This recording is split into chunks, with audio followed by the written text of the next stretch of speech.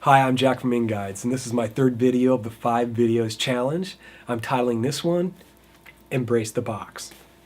So if you're in creative, like I am, you've probably heard the expression, think outside the box, right? Sounds great.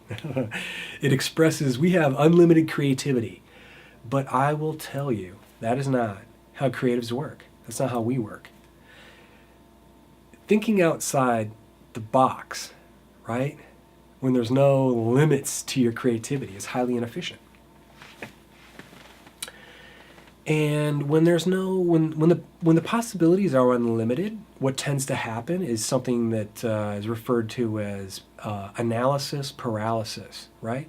There's no starting point. There's nothing helping us move forward, right? Our energy could just go in any direction.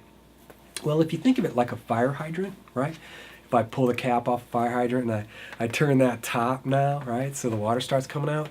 The water's not helping anything. It's not in a direction that's serving our purpose.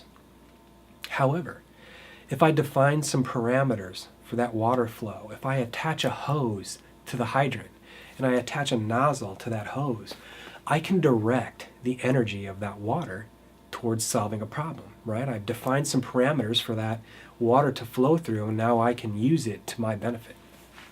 The parameters, the box that we're going to build for online marketing is something like this.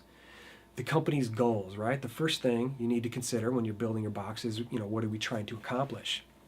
You want to take a look at the resources you have available. And then you want to, excuse me, you want to take a look at the subject matter. And finally, you're going to start thinking about some audience considerations, right? Online research, like your marketing research, your buyer personas, and your customer journey maps. So we take all those parameters and we build ourselves a box, a space that we're going to work within, right? So now that we're inside the space, that's where creativity happens. And I think it's misdirected by calling it thinking outside the box, because what you're doing is you're actually unleashing creativity, but it's definitely within a defined set of parameters, right? The highly detailed solution requires a highly defined problem. Now, it's much more efficient. When I first started photographing, what I would do is I'd grab my camera and I'd walk around Boston and I would take photographs all day. And what would happen is my results were mixed at best, like kind of my good shots were lucky. And it was highly inefficient. That was back in the days of film. It cost me something to take those pictures. It cost me something to buy the film and have them developed. And to spend 8 hours to get 1 or 2 good images, while I'm burning through all that film and all that money wasn't effective. But what happened was I was good enough at that to start getting hired. And when I got hired for kind of like photojournalism jobs, what I would do is I would ask myself, what's this all about, right? I started building a box with this idea of, what it is that I was trying to capture. And then I would sit down with a pencil and pad of paper, and I would make a list of 10 things I could photograph that would illustrate what this was all about. And that was a very highly successful approach. I did very well.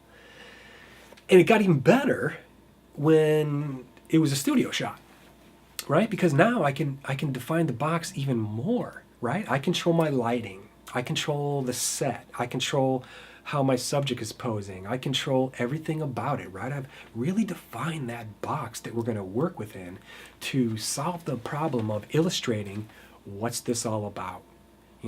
How can I